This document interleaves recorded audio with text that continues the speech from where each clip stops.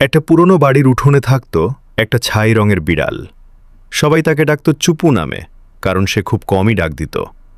অন্য বিড়ালরা যেখানে খাবারের জন্য চিৎকার করত, চুপু সেখানে নীরবে এক কোণে বসে থাকত, শুধু তার বড় বড় চোখ দুটো দিয়ে সব দেখত।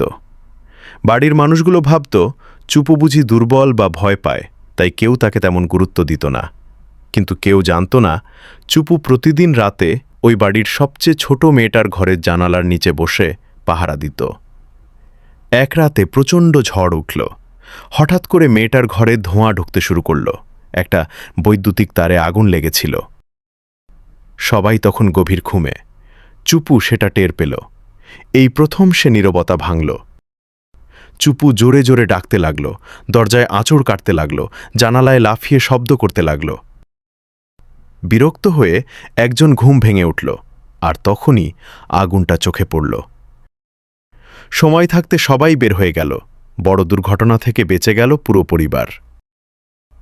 পরদিন সকালে উঠোনে দুধের বাটি রাখা ছিল চুপুর জন্য।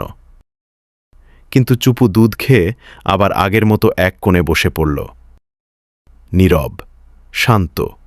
শুধু তার চোখ দুটো যেন বলছিল, সবাই কথা বলে না, কিন্তু সবাই কম গুরুত্বেরও না।